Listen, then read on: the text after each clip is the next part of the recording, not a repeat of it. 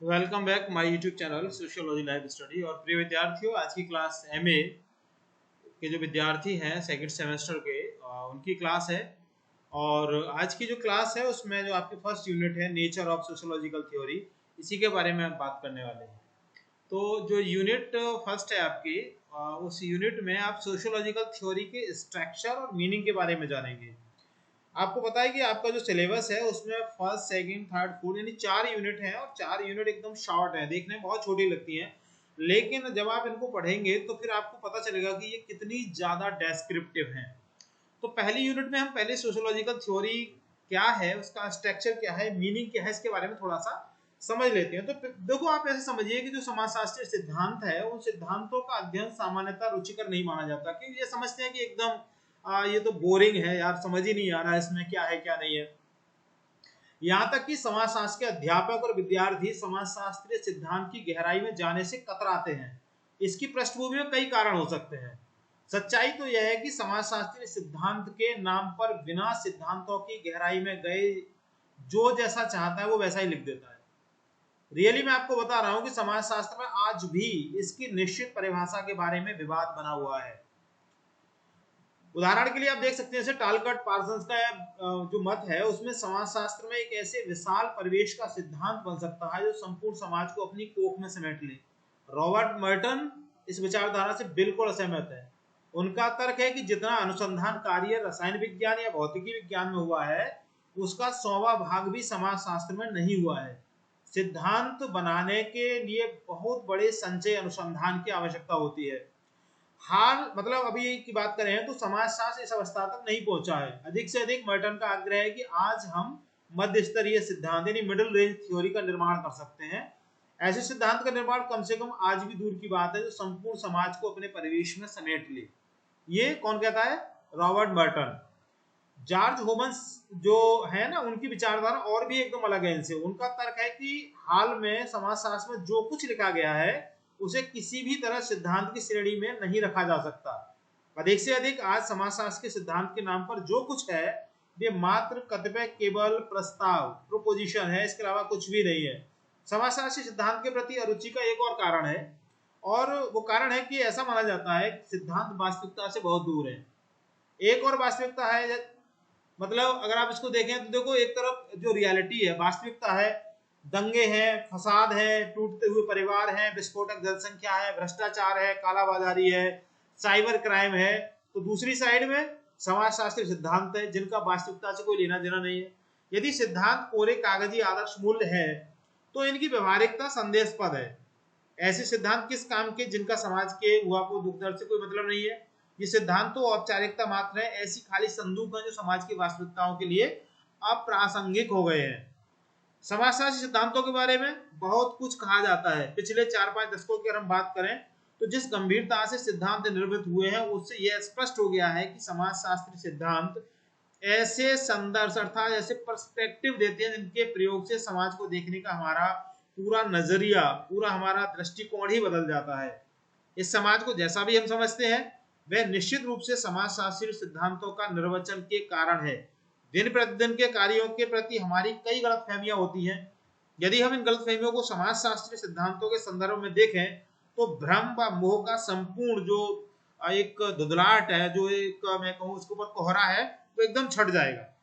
जब भी कोई समाजशास्त्र अध्ययन करता है, अनुसंधान करता है, तो वह अपने दिमाग के द्वार बंद करके नहीं रखता, वो हमेशा चौकन्ना रहता है। उसका मस्तिष्क समाज की प्रत्येक घटना को, मौत, विवाह, मतदान, सभी को एक वैज्ञानिक पद्धति से देखता है। प्रत्येक समाजशास्त्रीय सिद्धांत कुछ पूर्वानुमानों एजम्पशंस को लेकर चलता है और फिर इन दिन प्रतिदिन की घटनाओं को एक निश्चित अनुसंधान विधि के संदर्भ में समझता है। अतः सिद्धांत की बहुत बड़ी उपयोगिता, पूर्ण प्रासंगिकता यह है कि ये सामाजिक घटनाओं, सामाजिक हादसों आदि को व्यवस्थित रूप से देखने का अवसर प्रदान करते हैं। यह बहुत स्पष्ट है और इसे पूरी दृढ़ता के साथ कहना चाहिए कि कोई भी सिद्धांत अपने आप में पूर्ण नहीं होता। थोड़े बहुत अभाव तो होते ही हैं सभी में। अभाव के होते हुए भी सिद्धांतों की एक निश्चित दिशा होती है और यह दिशा ही इसे एक निश्चित सीमा में समाज को समझने का मौका देती है। सिद्धांत निर्माण के संबंध में भी हमें इस तथ्य को बेबाक रूप में समझना चाहिए कि कोई भी सिद्धांत रातों रात नहीं बनता है। इसके बनने की एक निश्चित प्रक्रिया होती है। इस प्रक्रिया के विकसित होने के लिए तथ्य और सामग्री चाहिए। सिद्धांत निर्माण के इस भागीरथ कार्य में अथक परिश्रम करने की आवश्यकता रहती है, तभी सिद्धांतों का निर्माण होता है। तो चलिए अब जल्दी से समझ लेते हैं। मैंने शॉर्ट में यहाँ पर जो आप इमेज देख रहे हैं, इस इमेज में मैंने आपको समझाने का प्रयास किया है, तो समझते चलते हैं। इसके लिए तो आप सबसे पहले देखते हैं हम जो यूज ऑफ सोशियोलॉजिकल थ्योरीज। तो इसमें आप देखेंगे क्या क्या है। एक है गाइडेंस, एक्सप्लेनेशन, प्रेडिक्शन और नॉलेज एक्युमुलेशन। अर्थात पहली को अगर मैं बात करूं गाइडेंस की, तो यह शोधकर्ता को बताता है कि समाज में क्या देखना है। ठीक है,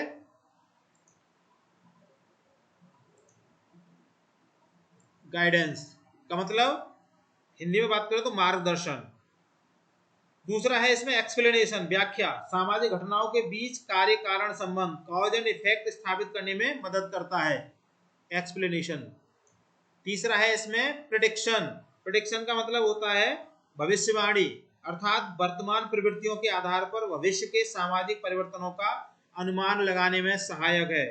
और जो चौथा है वो है नॉलेज एक्युमुलेशन, अर्थात ज्ञान का संचय। यह बिखरे हुए तथ्यों को एक व्यवस्थित ढांचे में पिरोता है। अब बात करते हैं मीनिंग और डेफिनेशन की। तो मीनिंग और डेफिनेशन में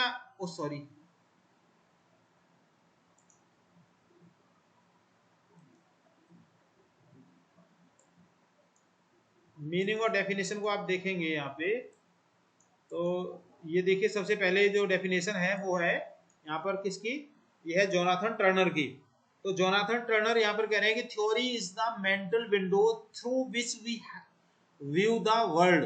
it provides a structured framework for making sense of social facts and phenomena. अर्थात सिद्धांत वह मानसिक खिड़की है जिससे हम दुनिया को देखते हैं।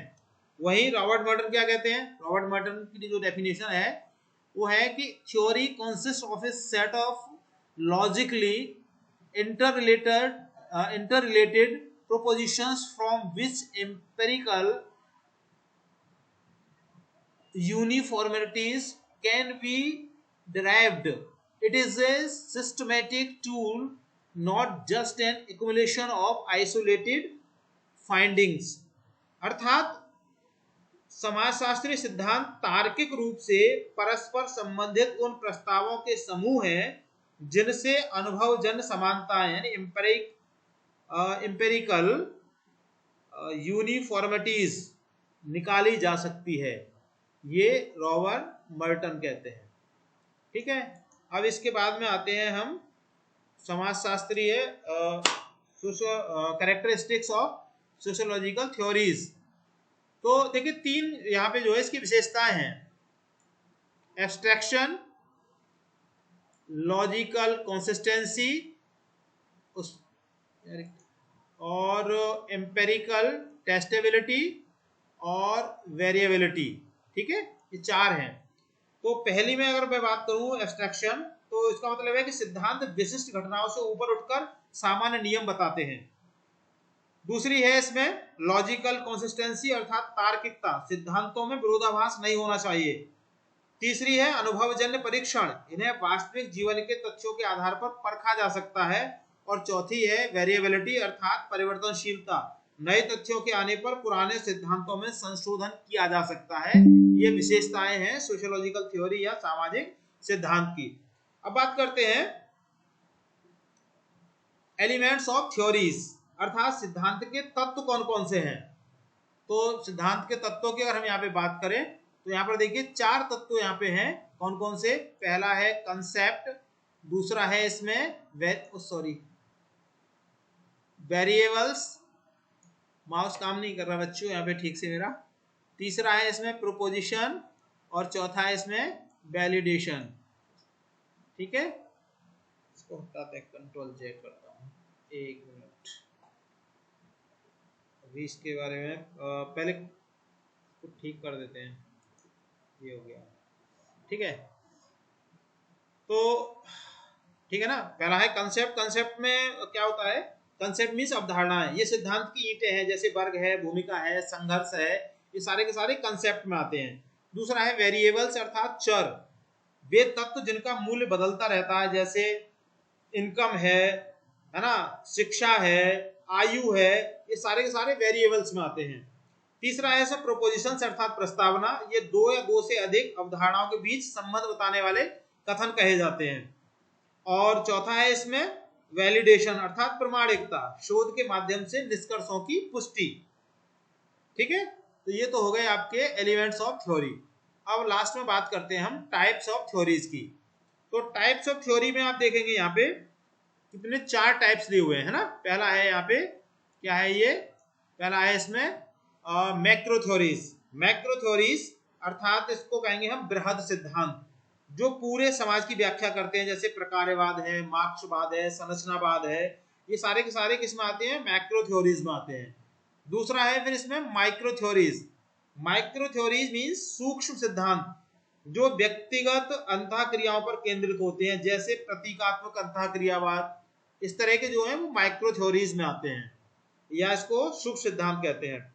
तीसरे आते हैं जिसको कहते हैं मिडिल रेंज थ्योरी। मर्टन के बारे में आपने पढ़ा होगा, मिडिल रेंज थ्योरी या मध्य सीमा के सिद्धांत, मर्टन द्वारा प्रतिपादित, जो ना बहुत बड़े होते हैं और ना बहुत छोटे, यानी मध्य, ठीक है, बीच के। और चौथा है जिसको कहते हैं हम एम्पेरिकल थ्योरीज।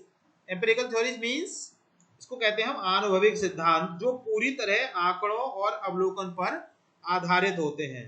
तो कंक्लूजन के रूप में प्रिय विद्यार्थियों आप समझ सकते हैं कि sociological theories are the soul of sociology. Without theory sociology would merely be a jumble of isolated facts, a structure that cannot be understood or even conceived of। अर्थात समाजशास्त्रीय सिद्धांत समाजशास्त्र की आत्मा है, बिना सिद्धांत के समाजशास्त्र केवल तथ्यों का ढेर बनकर रह जाएगा। संरचना और अर्थ को समझने के लिए इन सिद्धांतों का व्यवस्थित अध्ययन अपरिहार्य है, महत्वपूर्ण है ना, आवश्यक है। तो प्रिय विद्यार्थियों, विशेष निवेदन, अगर आप चैनल पर नए हैं तो सब्सक्राइब कीजिए, वीडियो पसंद आए लाइक शेयर कीजिएगा। इसकी अगली क्लास में मैं इसी टॉपिक पर मल्टीपल चॉइस क्वेश्चंस कौन कौन से बन सकते हैं, तो लगभग 25 प्रश्न में अगली क्लास में लेकर के आऊंगा। आप और क्या चाहते हैं इसके बारे में मुझे कमेंट सेक्शन में लिख करके जरूर बताइएगा। तो चैनल पर जुड़ने के लिए थैंक यू, मिलेंगे अगली क्लास में, तब तक के लिए जय हिंद।